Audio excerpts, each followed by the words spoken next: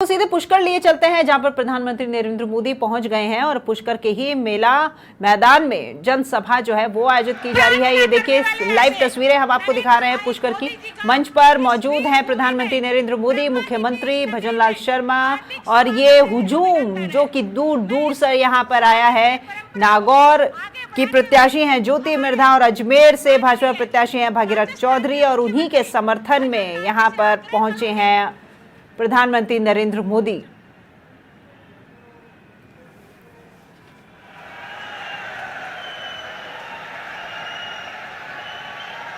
तो आज भी मंच संचालन जो है वो नारी शक्ति के द्वारा किया जा रहा है। नमन कर रहे हैं प्रधानमंत्री नरेंद्र मोदी श्यामा प्रसाद मुखर्जी को, क्योंकि आज आपको पता ही है कि भाजपा का 45वां स्थापना दिवस भी है। देखिए सभा का आयोजन और भाजपा का 45वां स्थापना दिवस दोनों ही एक दिन। तो विजय शंखनाद रैली है ये यहाँ पुष्कर में और तमाम जितने भी मंत्री हैं वो यहाँ इस वक्त पुष्कर में इस मंच पर मौजूद है। अनीता बघेल माननीय मोदी जी ने आज स्थापना दिवस पर हमारे संस्थापकों के सामने पुष्प गुच्छ चढ़ाए हैं। मैं अब माननीय भजनलाल जी भाई साहब को आग्रह करूंगी कि वे माननीय प्रधानमंत्री जी को राजस्थान की आन बान शान का प्रतीक पचरंगी साफा पहनाकर उनका अभिनंदन करें।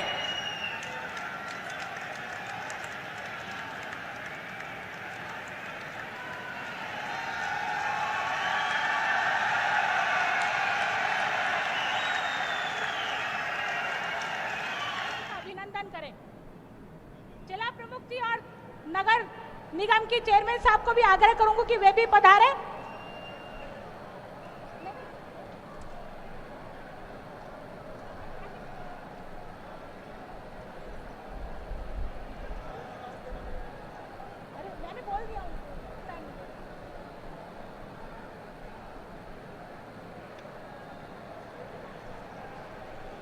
मैं आग्रह करूंगी हमारे संगठन के क्लस्टर प्रभारी और प्रदेश के महामंत्री जितेंद्र जी गोठवाल जी से, ओम प्रकाश जी बड़ाना जी से, हमारे प्रदेश के पदाधिकारी हैं उनको आग्रह करूंगी कि वे आए और आज भारतीय जनता पार्टी के इस स्थापना दिवस पर 45वां स्थापना दिवस है, इस अवसर पर 45 कमल के फूल का गुच्छा देकर के उनका अभिनंदन करें।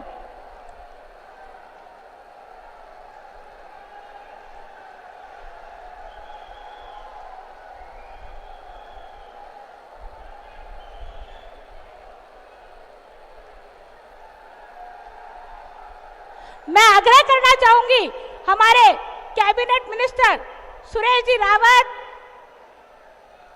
हमारे कन्हैयालाल जी चौधरी जी और माननीय सभी विधायक गणों से कि वे बड़ी माला से माननीय प्रधानमंत्री जी का स्वागत करें, अभिनंदन करें।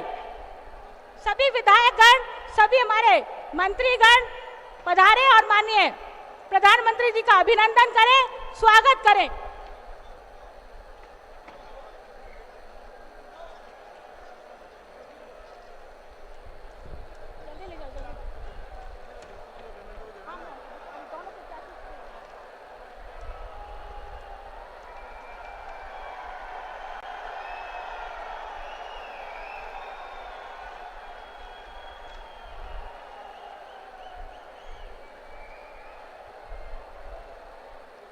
थोड़ी सी व्यवस्था बना ले।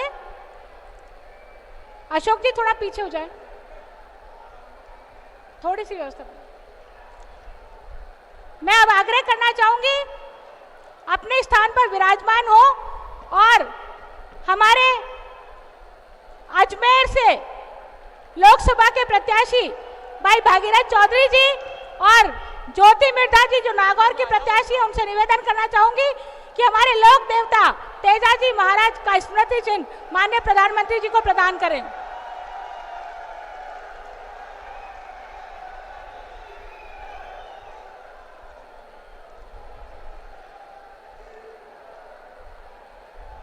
अब मैं हमारे प्रदेश के मुख्यमंत्री माननीय भजनलाल जी को आग्रह करूंगी कि वे जनता जनार्दन को संबोधन प्रदान करें।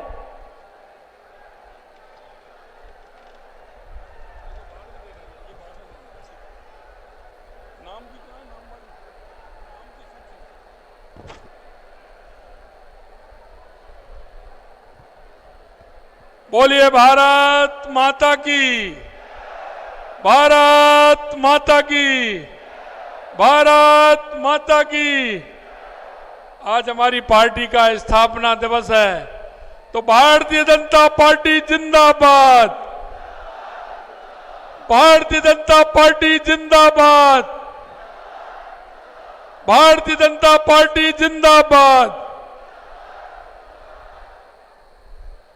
आज के इस अजमेर नागौर लोकसभा की इस विशाल सभा में हमारे देश के यशस्वी प्रधानमंत्री और दुनिया के सबसे बड़े नेता यशस्वी नरेंद्र मोदी जी हमारे बीच में आए। एक बार जोरदार तालियों के साथ स्वागत और अभिनंदन।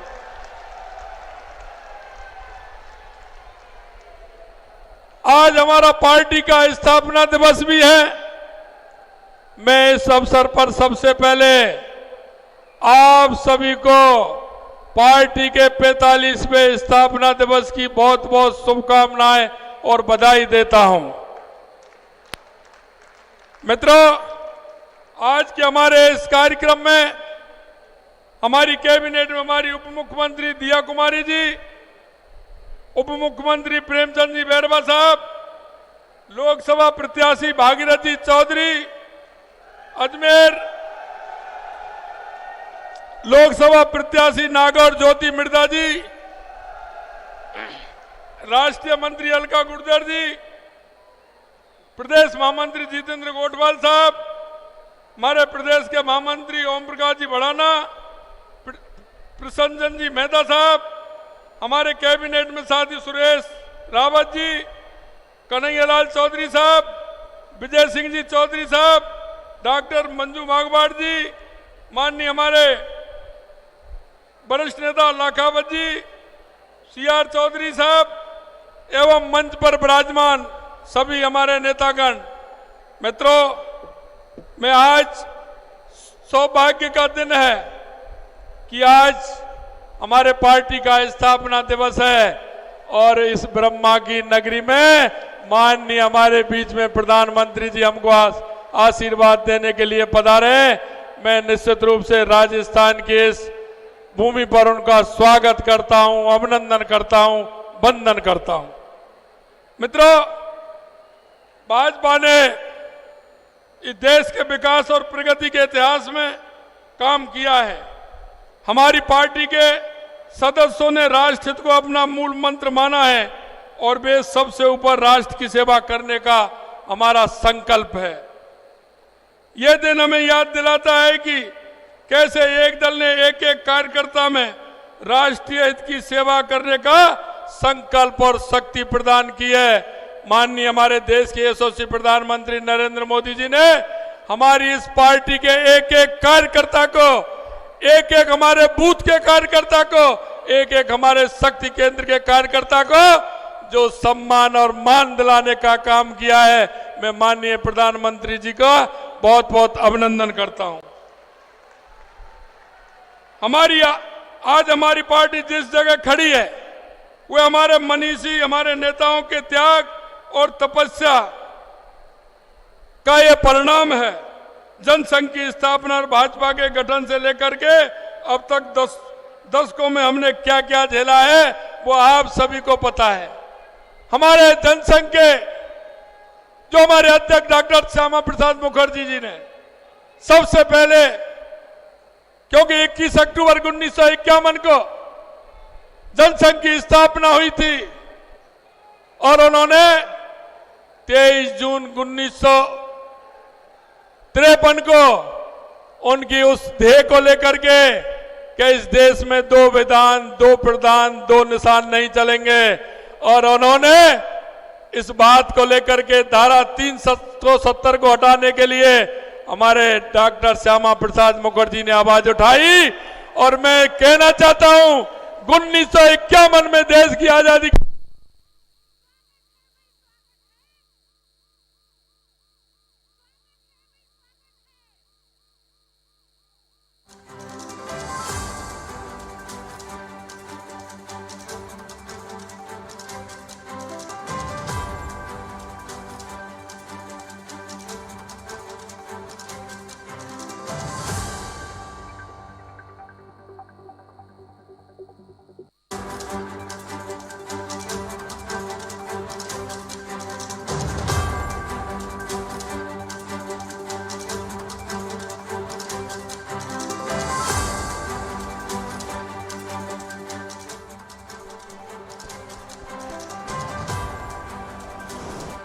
जो आवाज उठाई थी भारत माता की, जो आवाज डॉक्टर श्यामा प्रसाद मुखर्जी जी ने उठाई थी, वो आवाज को इतने दिन बाद जो भारतीय जनता पार्टी और जनसंघ ने वायदा किया था कि धारा 370 हटाएंगे, मैं आज आप देख रहे हो देश के यशस्वी प्रधानमंत्री नरेंद्र मोदी जी ने जो डॉक्टर श्यामा प्रसाद मुखर्जी के सपने थे उनको पूरा करने का काम हमारे प्रधानमंत्री जी ने किया है।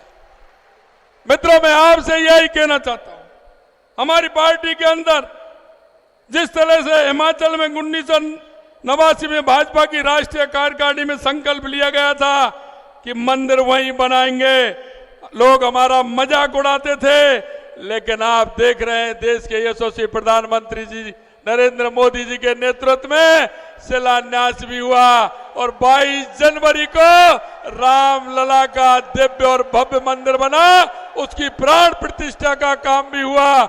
ऐसे में यशस्वी प्रधानमंत्री नरेंद्र मोदी जी को मैं बधाई देना चाहता हूं, जिन्होंने 89 का सपना भी पूरा किया और 1951 की पार्टी का जो वादा था वो भी पूरा किया।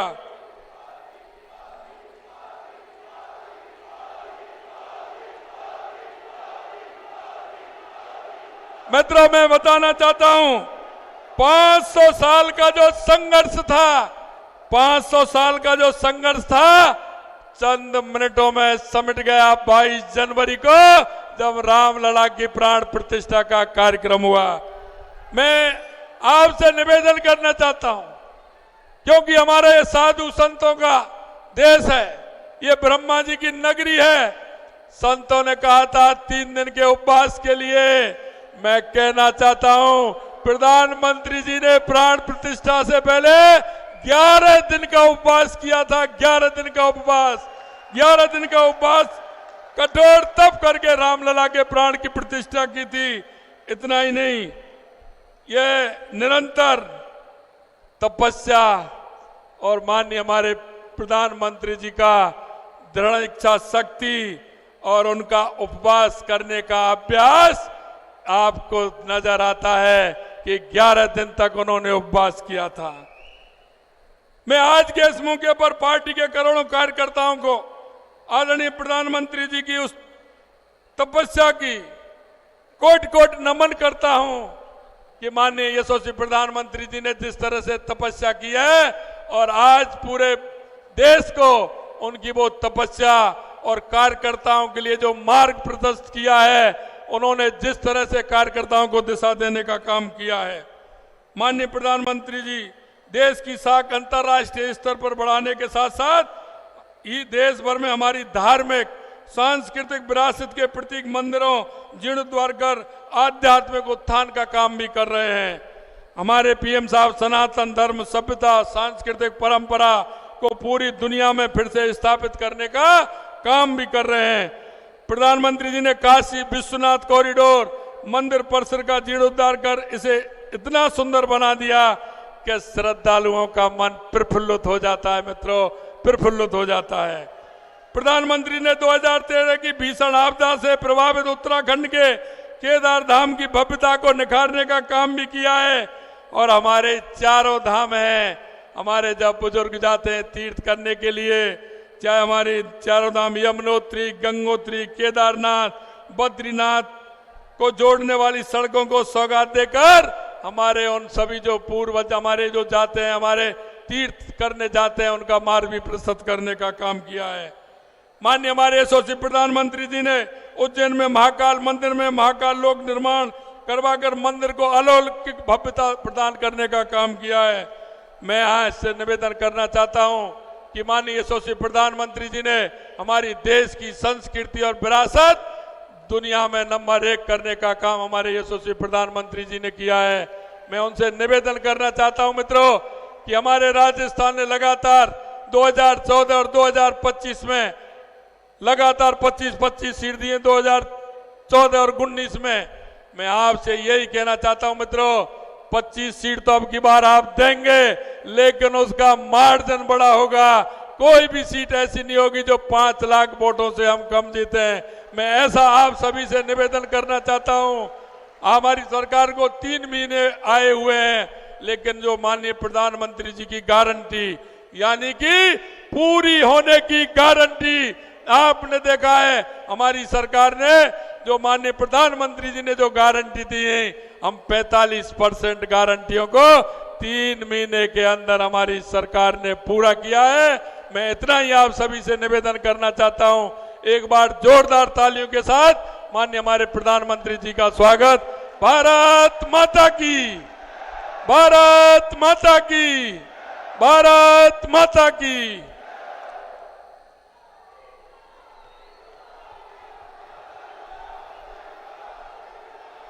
माननीय प्रधानमंत्री जी का, माननीय श्री नरेंद्र भाई मोदी जी के समय का क्षण क्षण और शरीर का कण कण इस भारत देश की जनता जनार्दन के लिए है। ऐसे यशस्वी प्रधानमंत्री माननीय मोदी जी हमारे बीच में पधार गए हैं। मैं उनसे विनम्र आग्रह करूंगी कि जनता जनार्दन आपको सुनने के लिए आतुर है, आप पधारें और हम सबको अपना मार्गदर्शन प्रदान करें, अपना संबोधन प्रदान करें।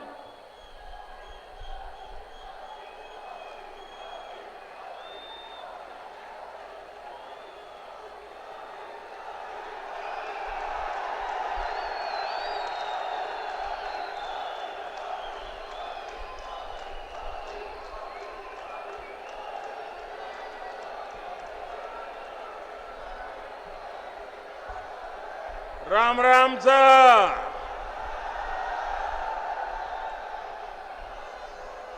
मैं सबसे पहले तो इतनी बड़ी तादाद में मेरी जहां भी नजर पड़ती है, मुझे माताएं बहनें दिख रही हैं। मैं उनको विशेष रूप से प्रणाम करता हूं कि आप इतनी गर्मी में हम सबको आशीर्वाद देने के लिए इतनी बड़ी संख्या में आए हैं। शायद राजस्थान नया इतिहास लिखने जा रहा है। माताएं बहनें, मैं सर झुका करके आपको प्रणाम करता हूं। जय पुष्कर राजरी। परम पिता ब्रह्मा जी री जय। जय श्रीमन नारायण। सावित्री माता री जय। अजमेर, नागौर, ये क्षेत्र वीर तेजाजी महाराज और मीराबाई की आध्यात्मिक भूमि है। ये क्षेत्र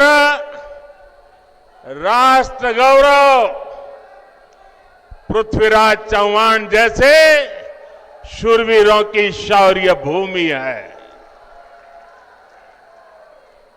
मैं इस महान धरती से राजस्थान की इस महान अनगिनत विभूतियों को सर झुका करके नमन करता हूं।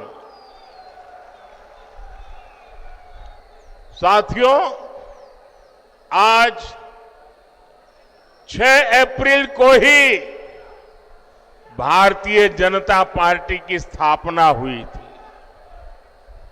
ये संयोग देखिए कि आज ही मुझे पुष्कर क्षेत्र में आने का सौभाग्य मिला है।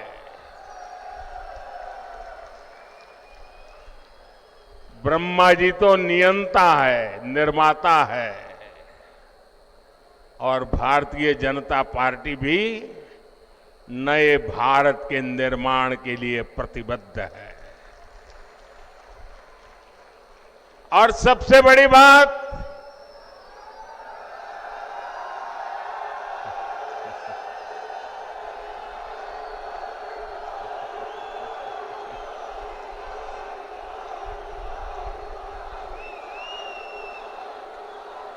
हमारा ये क्षेत्र कमल से इस क्षेत्र का संबंध है और भाजपा की पहचान भी देश के कोने कोने में कमल खिलाने जा रही है।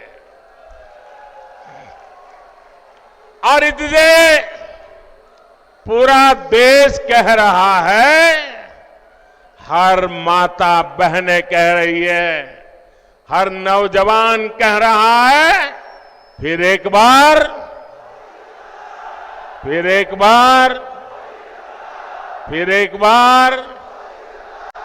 4 जून 400 पार, 4 जून।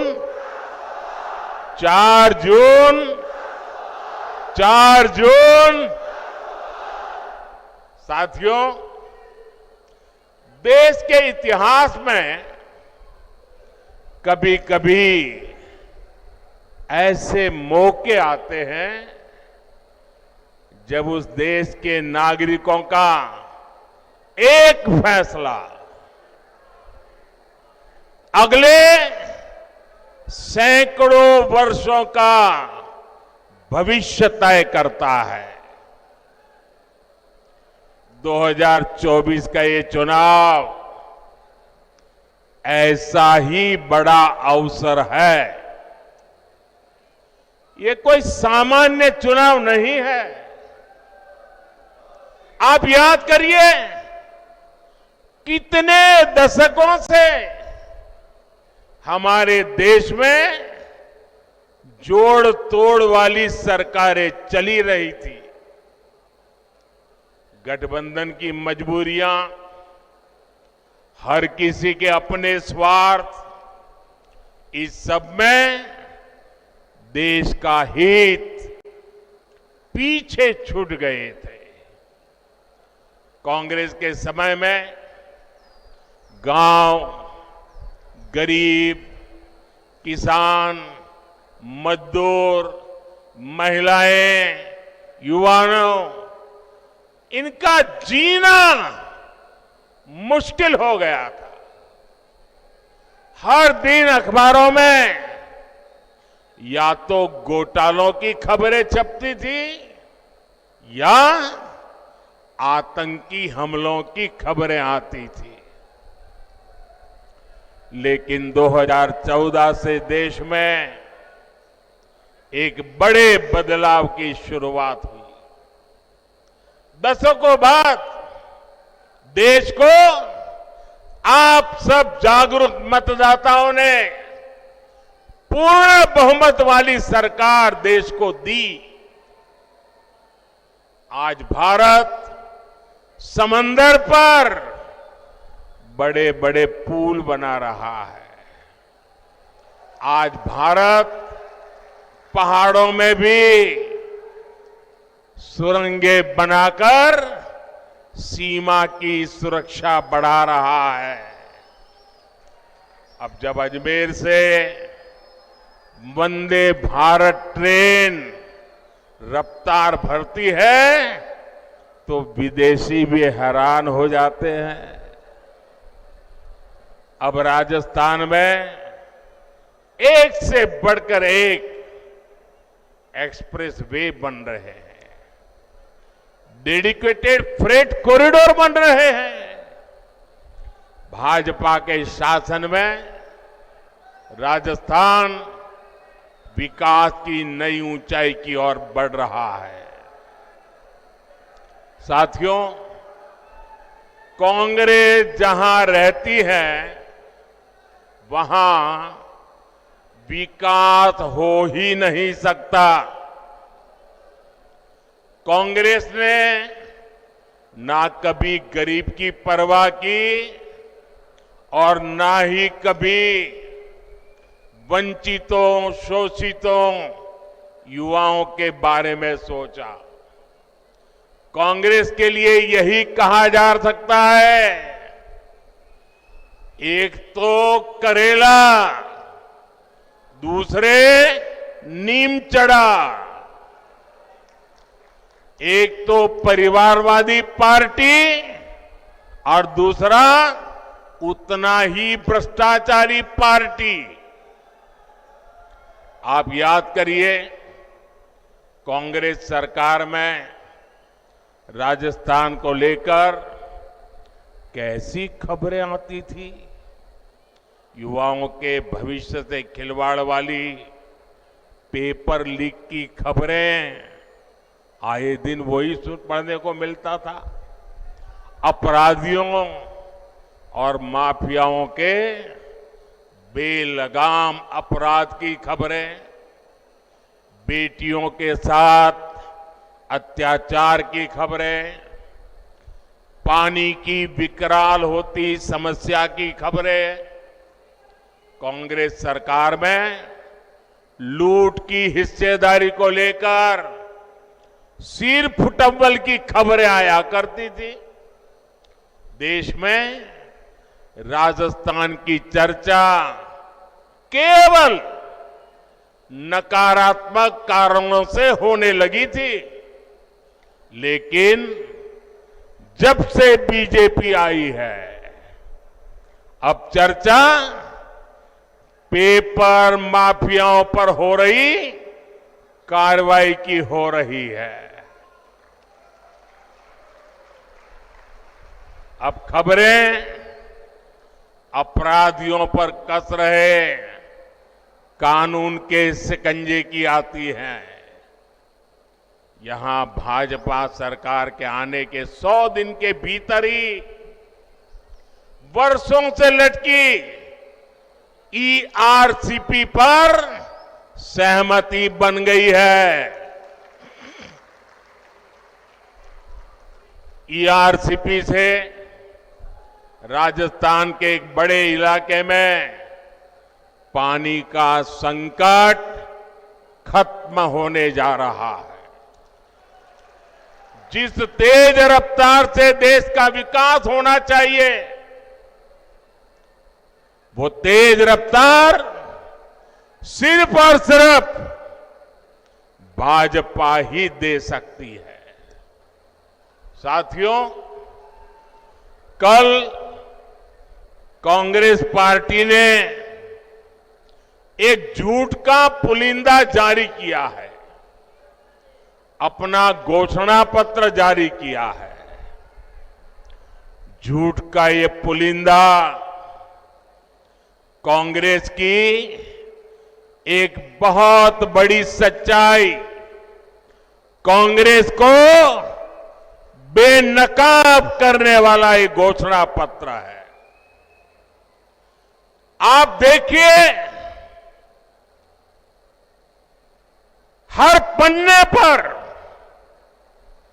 भारत के टुकड़े करने की बू आ रही है। कांग्रेस के घोषणा पत्र में वही सोच झलकती है जो सोच आजादी के समय मुस्लिम लीग में थी।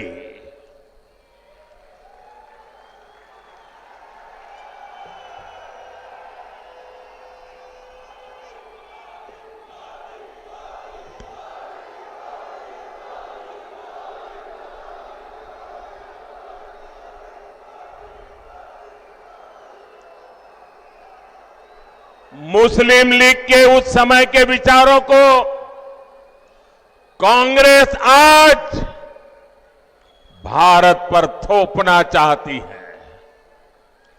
मुस्लिम लीग की छाप वाले इस घोषणा पत्र में जो बचा खुचा हिस्सा था, उसमें वामपंथी लेफ्टिस्ट हावी हो गए हैं। और अब देखिए, आज की कांग्रेस के पास न सिद्धांत बचे हैं और न ही नीतियां बची है। ऐसा लग रहा है कांग्रेस सब कुछ ठेके पर दे चुकी है, पूरी कांग्रेस पार्टी को आउटसोर्स कर चुकी है। आप मुझे बताइए, क्या ऐसी कांग्रेस देश हित में कोई काम कर सकती है? देश हित में कोई काम कर सकती है? भाइयों बहनों, घोषणा पत्र देखोगे तो ये भारत को पिछली शताब्दी में धकेलने का एजेंडा लेकर के आए हैं। क्या हमें आगे जाना है कि नहीं जाना है? आगे जाना है कि नहीं जाना है? आगे बढ़ना है कि नहीं बढ़ना है? क्या भारत को पिछली शताब्दी में धकेलने देंगे? साथियों, गरीब और वंचित वर्ग की तरह ही कांग्रेस ने कभी नारी शक्ति की परवाह नहीं की। मेरी माताएं बहनें, आपकी ये जो जागरूकता है ना, ये कांग्रेस को उसके पिछले अनेक दशकों के पाप का जवाब मांगने के लिए तैयार हो गई है शक्ति। आजादी के बाद पीढ़ी दर पीढ़ी देश की करोड़ों बेटियों का जीवन कष्ट में बीता, तो उसके लिए जिम्मेवार कौन है? उसके लिए जिम्मेवार कौन है? इसके लिए जिम्मेवार कौन है? ऐसी कांग्रेस को सजा मिलनी चाहिए कि नहीं मिलनी चाहिए? ऐसी कांग्रेस को सजा मिलनी चाहिए कि नहीं मिलनी चाहिए? 19 अप्रैल और 26 अप्रैल कमल पे बटन दबाकर ये कांग्रेस को कड़ी सजा देने का समय आ गया है। आप सोचिए, शौचालय के अभाव में बहनों बेटियों को पीड़ा और अपमान झेलना पड़ता था। हमारी माताएं बहनें प्राकृतिक विधि के लिए या तो सूर्योदय के पहले जाना पड़ता था, या तो सूर्यास्त का इंतजार करना पड़ता था, और दिन भर मेरी माताएं बहनें पीड़ा झेलती थी। क्या ये पीड़ा उनको महसूस नहीं हुई? मैं गरीब मां का बेटा हूं।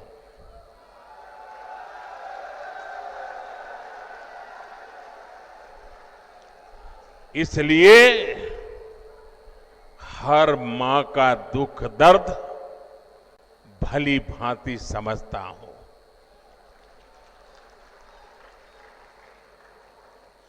करोड़ों गरीब परिवार की बहनों को धुएं में खाना पकाना पड़ता था, और जब वो धुएं में खाना पकाती है ना, तो एक दिन में जानकार लोग कहते हैं एक दिन में 400 सिगारेट जितना धुआं ये मेरी माताओं बहनों के फेफड़े में जाता था। क्या इन माताओं बहनों को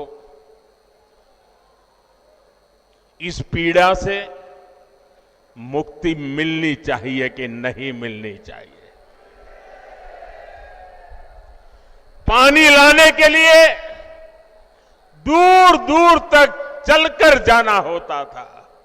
मैं गुजरात का हूं। राजस्थान और गुजरात में पानी का संकट हम सब ने भली भांति देखा है, और इसके सारा बोझ हमारी माताओं बहनों पर पड़ता था। सर पे बहुत बड़ा वजन उठा करके पानी लेने जाना पड़ता था।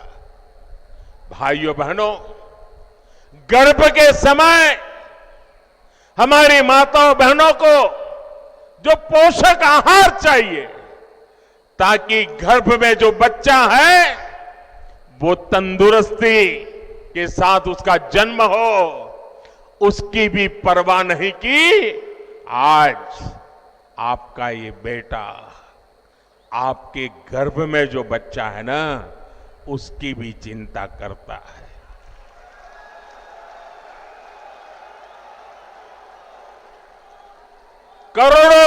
के पास बैंक का खाता नहीं था, अगर कहीं से थोड़े बहुत पैसे बचा लिए तो या तो अनाज के डिब्बे में रखना पड़ता था।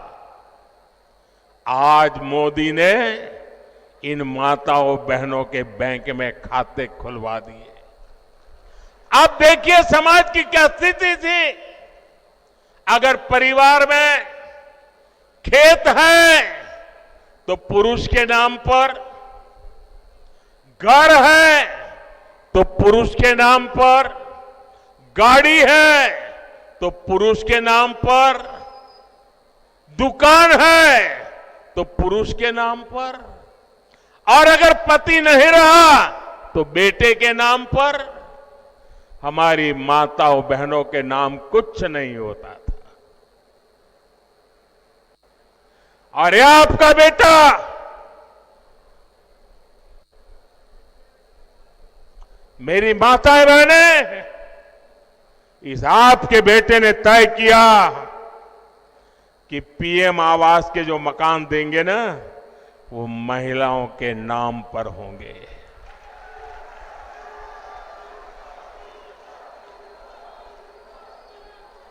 हमारी माताओं बहनों को रोजगार के अवसर नहीं थे।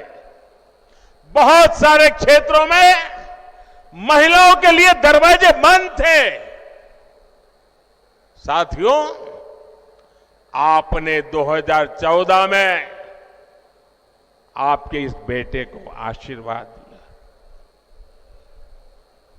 आपने मुझे आशीर्वाद दिया। गरीब के इस बेटे ने देश की मातृशक्ति का जीवन आसान बनाने के लिए पूरी शक्ति लगा दी। बीजेपी सरकार ने 12 करोड़ शौचालय बनाए और हमारी माताएं बहनें कहती हैं, ये शौचालय तो हमारा इज्जत घर है। उज्ज्वला योजना ने 10 करोड़ गरीब परिवार की बहनों को धुएं से मुक्ति दी।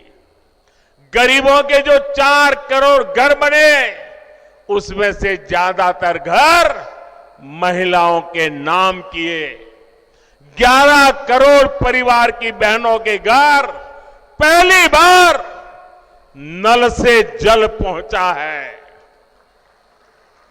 गर्भवती महिलाओं को पोषण के लिए उनके खाते में सीधे 15,000 करोड़ रुपए भेजे हैं, ताकि गर्भ में बच्चा तंदुरुस्त हो। हमने 25 करोड़ से ज्यादा बहनों के जन धन बैंक खाते खोले। मुद्रा योजना ने बिना गारंटी का ऋण पाने वाली जो कुल लोग हैं, उसमें से 70% ये मेरी माताएं बहनें उसकी लाभार्थी है। हमने पिछले 10 साल में 10 करोड़ बहनों को स्वयं सहायता समूहों से जोड़ा, सेल्फ हेल्प ग्रुप से जोड़ा। हमने 1 करोड़ बहनों को लखपति दीदी बनाया है।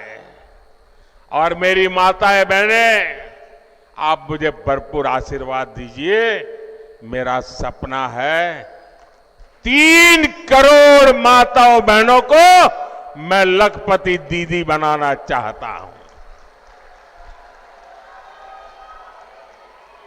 भाइयों बहनों, ये हमारा राजस्थान वीर माताओं की भूमि है। यहां गोद में जो बच्चे पलते हैं ना, तो वीर माताओं के संस्कार से वीर बच्चे पैदा होते हैं।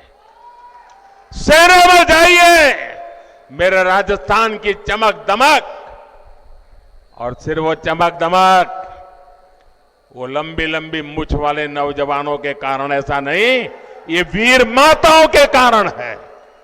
ये वीर माताओं के कारण है। लेकिन बेटा तो सेना में जा सकता था, ये मेरी वीर बेटियां नहीं जा सकती थी। मोदी ने वो दरवाजे भी खोल दिए हैं, मेरी बेटियां सेना में जा रही है। मैंने सैनिक स्कूल के दरवाजे खोल दिए हैं। गर्भावस्था के दौरान जब उस बच्चे को मां की सबसे ज्यादा जरूरत होती है, लेकिन वो रोजी रोटी कमाने के लिए कुछ ही दिन में नौकरी पर चली जाती है, छोटे से नन्हे बच्चे को छोड़ के जाना पड़ता था। ये दर्द भी आपका ये बेटा भली भांति समझता है, और इसलिए ऐसी बेटियां हैं जो काम करती हैं, उनके लिए प्रसूति के बाद 26 हफ्ते की छुट्टी यानी आधा साल 6 महीने की छुट्टी हमारी सरकार ने दी है। हमने पार्लियामेंट में 3-3 दशक से लटका हुआ नारी शक्ति वंदन अधिनियम से अब पार्लियामेंट में, असेंबली में, संसद में और विधानसभा में हमारी माताओं बहनों के लिए सीटों का आरक्षण पक्का कर दिया है। ऐसी तो अनगिनत योजनाएं, उसका परिणाम है कि आज भारत की नारी शक्ति के हौसले बुलंद है। और तभी मैं कहता हूं कि नीयत सही तो नतीजे सही। मुझे गर्व होता है, आज गांव की बेटियां ड्रोन उड़ा रही है। जो कभी साइकिल नहीं चला पाती थी, वो आज ड्रोन पायलट बनकर के गांव में खेती में मदद कर रही है। आज खेल के मैदान में हमारी बेटियां कमाल कर रही है। आज इसरो के बड़े प्रोजेक्ट्स को हमारी महिलाएं हैंडल कर रही हैं। आज दुनिया में महिला पायलट्स का सबसे ज्यादा प्रतिशत भारत में है, जो विमान उड़ाती है। साथियों, बीते 10 वर्ष में नारी कल्याण के लिए हमने जो किया है, ये सूची बहुत लंबी है। आपको भी लगता है अरे मोदी जी इतना सारा कर दिया, ये भी किया, वो भी किया, इधर भी किया, इतना भी किया। मेरे राजस्थान के भाइयों बहनों, मेरे देश के भाइयों बहनों, ये जो किया है वो भले कितना ही ज्यादा क्यों ना हो, कितना ही अच्छा क्यों ना हो, लेकिन मोदी के मन की बात बता देता हूं, ये जो कुछ भी किया है ना, वो तो अभी ट्रेलर है, ट्रेलर।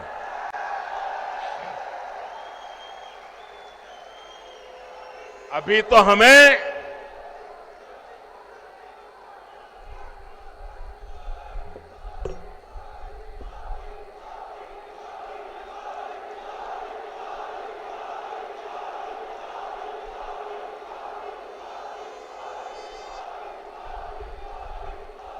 अभी तो ये ट्रेलर है।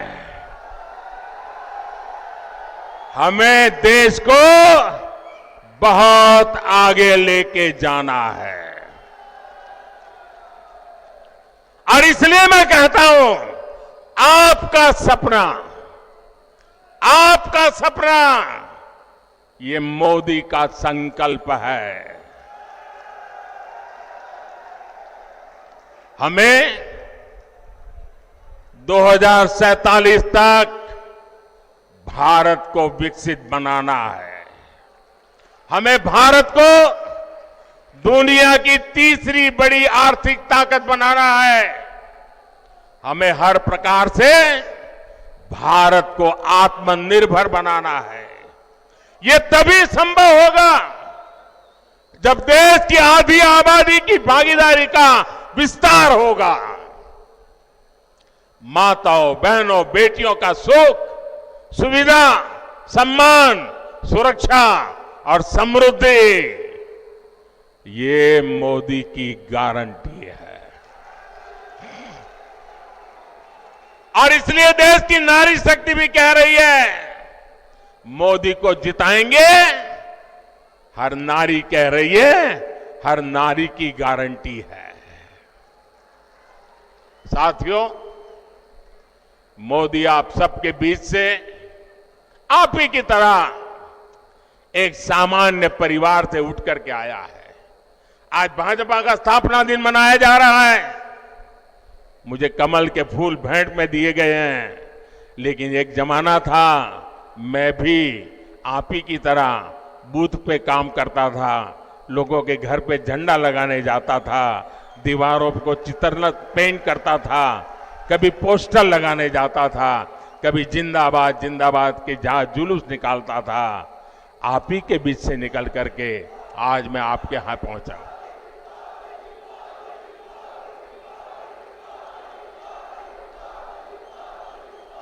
साथियों, ये जो देश के बड़े बड़े नामदार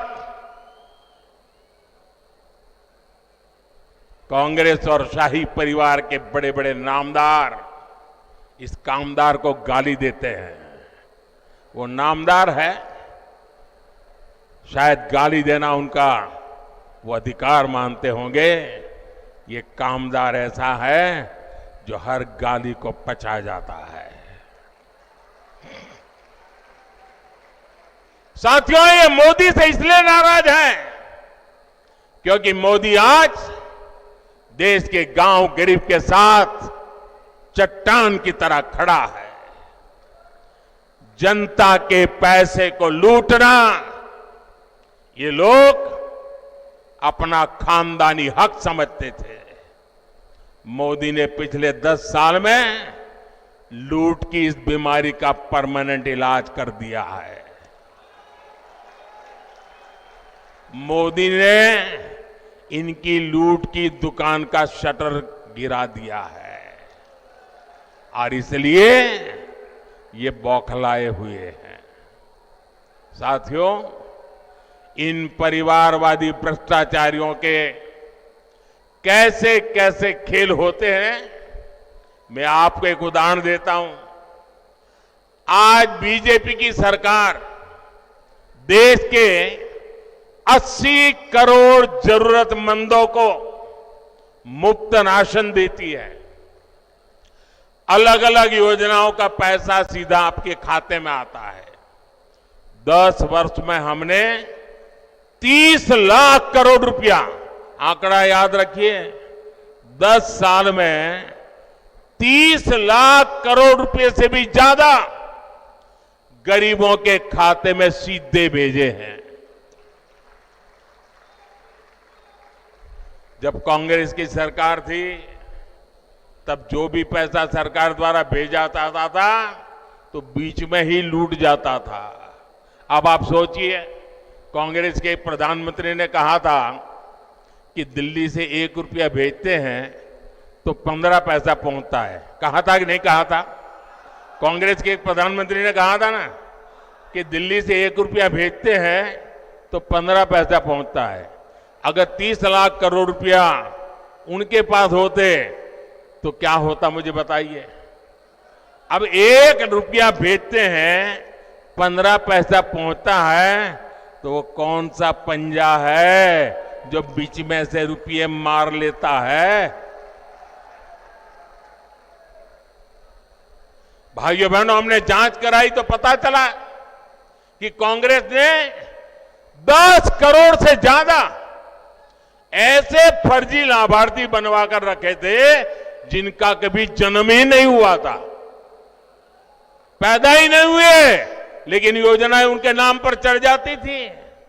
यानी 10 करोड़ फर्जी नामों पर आपके हक का हजारों करोड़ रुपया सीधे कांग्रेस के बिचौलिए के पास जा रहा था। मोदी ने ये खेल बंद कर दिया। मैंने जांच एजेंसियों को खुली छूट दी है। आपने देखा होगा कांग्रेस के एक सांसद के यहां से 300 करोड़ से ज्यादा नगद, आप कल्पना कर सकते हैं जी, 300 करोड़ रुपए नगद अलमारी में ढेर के ढेर पड़े थे और पकड़े गए। टीवी पर आपने देखा होगा। आप हैरान हो जाएंगे, ये बैंक के पास नोट गिनने के जो मशीन होते हैं ना, मुझे कितनी बैंकों से लाया, लेकिन मशीन थक गए गिनते गिनते, मशीन बंद हो जाते थे, पैसे निकलते ही जा रहे थे।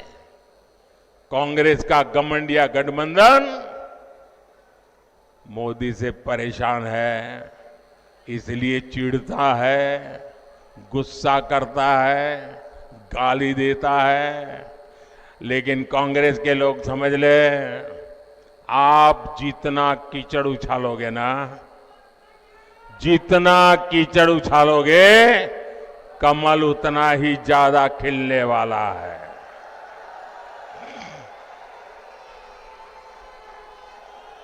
और आप देखिए, मैं कहता हूं भ्रष्टाचार हटाओ, वो कहते हैं भ्रष्टाचारी बचाओ। अभी देखिए, कांग्रेस पार्टी चुनाव जीतने के लिए रैली नहीं कर रही है, भ्रष्टाचारी को बचाने के लिए रैली कर रही है। ये कितना भी बोलते रहे, भ्रष्टाचार के खिलाफ मोदी की लड़ाई जारी रहेगी। मुझे बताइए, मुझे लड़ाई जारी रखनी चाहिए कि नहीं? इस देश से भ्रष्टाचार जाना चाहिए कि नहीं? भ्रष्टाचार खत्म होना चाहिए कि नहीं होना चाहिए? आपके आशीर्वाद है ना? आपके आशीर्वाद है ना? आपके आशीर्वाद है तो मैं लड़ता रहूंगा। और भाइयों बहनों, मेरी सरकार का तीसरा कार्यकाल बहुत दूर नहीं है। पहले 100 दिन में भ्रष्टाचार के खिलाफ बीजेपी सरकार और भी बड़े फैसले लेने जा रही है। मैं तैयारी करके बैठा हूं, सारी तैयारी शुरू कर दी है। और इसलिए मैं कहता हूं, 10 साल में जो कार्रवाई देखी वो तो ट्रेलर है, अभी तो बहुत कुछ होना बाकी है। साथियों, राजस्थान में आने वाली 19 अप्रैल और 26 अप्रैल को मतदान होगा। अब आप देखिए, राम मंदिर बना, आप लोग खुश है कि नहीं है? राम मंदिर बना, आप लोग खुश है कि नहीं है? आपके मन को शांति मिली कि नहीं मिली?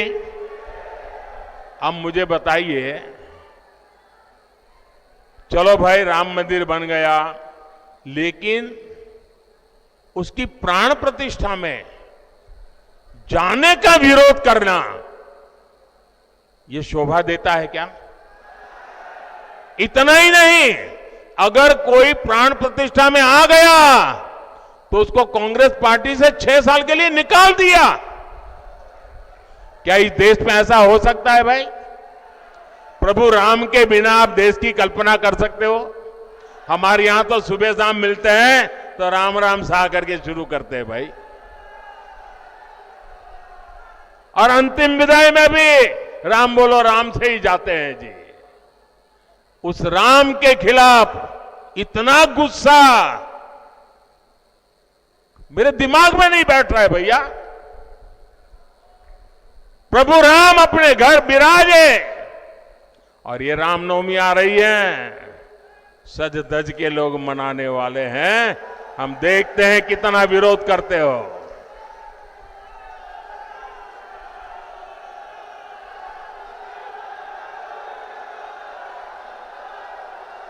साथियों,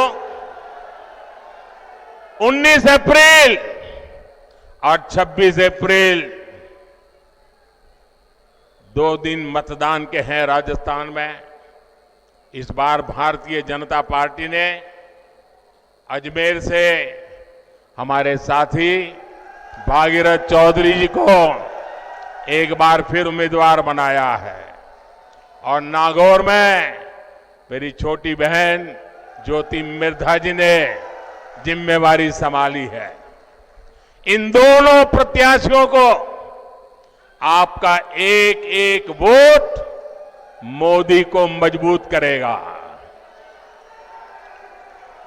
और मुझे विश्वास है राजस्थान से इस बार भी 25 की 25 सीटें देना ये राजस्थान ने तय कर लिया है। लेकिन इसके लिए हमें पोलिंग बूथ जीतना है। हमारी पूरी शक्ति पोलिंग बूथ जीतने में लगनी चाहिए। गर्मी कितनी ही तेज क्यों न हो, सुबह सुबह मतदान हो जाना चाहिए। तो मेरी ये बात घर घर पहुंचाओगे? मतदाताओं का आज जितना मैंने भाषण किया वो बताओगे? हर माताओं बहनों को बताओगे? पक्का बताओगे? अच्छा, एक मेरा काम करोगे? मेरा काम है, ज्योति जी का भी नहीं है, भागीरथ जी का भी नहीं है, ये मोदी का काम है। करोगे? जरा हाथ ऊपर करो। करोगे? करोगे? पक्का करोगे?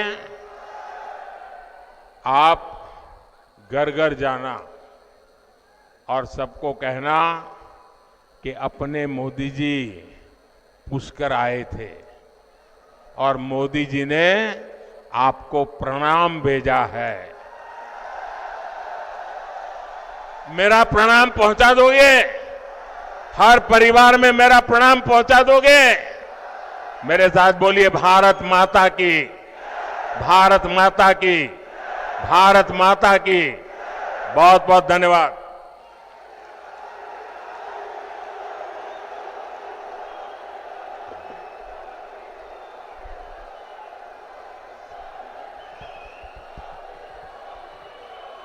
विकसित और सशक्त भारत के लिए सतत कर्म करने वाले ऐसे कर्मयोगी नरेंद्र भाई मोदी जी की गारंटी पर पूरे देश को विश्वास है। मैं मोदी जी की गारंटी अब विश्वसनीयता का ही दूसरा नाम है।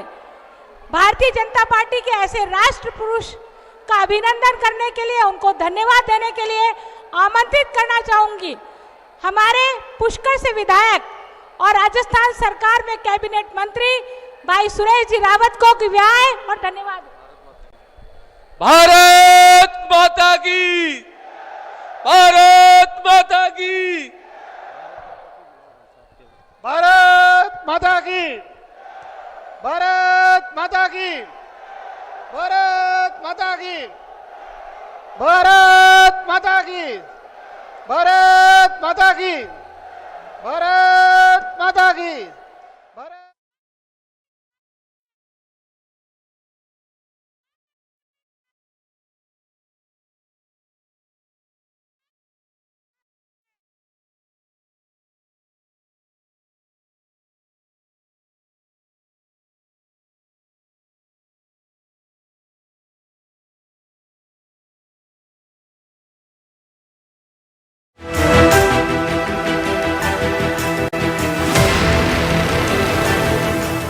आप देख रहे हैं समाचार प्लस, बेबाक खबरें, पूरा सच। देखते रहिए समाचार प्लस।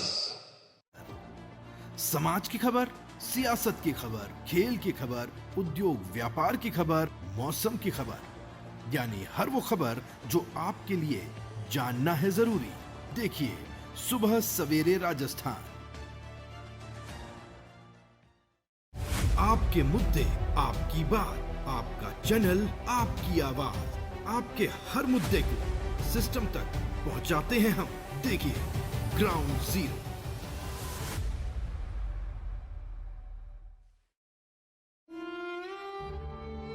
एक अभियान बचानी है मासूम की जान। उसे स्पाइनल मस्कुलर एट्रोफी नाम की बीमारी है। इन्फेक्शन धीरे धीरे फेफड़ों समेत शरीर में फैल रहा है। इसे रोक सकता है तो सिर्फ 17.5 करोड़ का इंजेक्शन। मासूम ताकेरा साथ आ रहे हैं भामाशाह। निधि आयोग में से मैं उनकी मदद करूंगा। समाचार प्लस की मुहिम ला रही रंग, तो तुरंत इनको सहायता दी जानी चाहिए। बढ़ रहा मददगारों का काफिला और हम सहमति बना करके और इस मदद करने का पूरा प्रयास करें। आपसे बस इतनी सी अपील, साथ आए, हृदयांश को बचाएं। बात सुर्खियों की हो या सुर्खियों से आगे की, समाज से सियासत तक, खेल के मैदान से उद्योग व्यापार तक, आपका हर मुद्दा, आपका हर सरोकार, प्रदेश की हर खबर के लिए देखिए महरो मरुधर।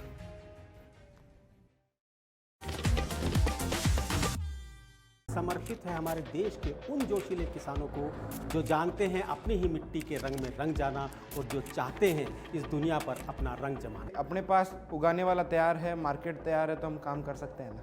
भी हमारा एक्सपोर्ट का जो पिलर है वो अभी बाकी है। ऐसा नहीं है कि उबाल नहीं है, बस सही दिशा में उछाल नहीं है। Welcome to international business. इसमें हम बाजरे के कुरकुरे बना रहे हैं 3 फ्लेवर में, लड्डू, मट्ठी, चकली। बाजरे को रात को भिगो के सुबह उसका थोड़ा सा छिलका उतार के आप ये कुरकुरे बनाए तो 100% इसकी self life just like double हो जाएगी। आपको टीम देंगे, जो हम हमारे कंसल्टेंसी पैकेजेस में लोगों से 3-4 लाख रुपीज चार्ज करते हैं, वो पूरी टीम में आपको फ्री देते हैं। और जब आपको जाने का मौका मिले ना, एयर टिकट फ्री देता हूँ मेरी तरफ से। राम राम सा दी एग्रीवेंचर पिच देखना न भूलें हर शनिवार और रविवार शाम 6:30 बजे। इस कार्यक्रम के प्रायोजक हैं ओपीएश ग्रुप ऑफ कंपनीज।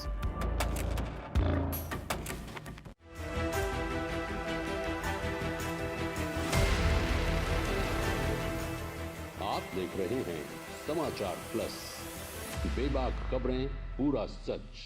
देखते रहिए समाचार प्लस।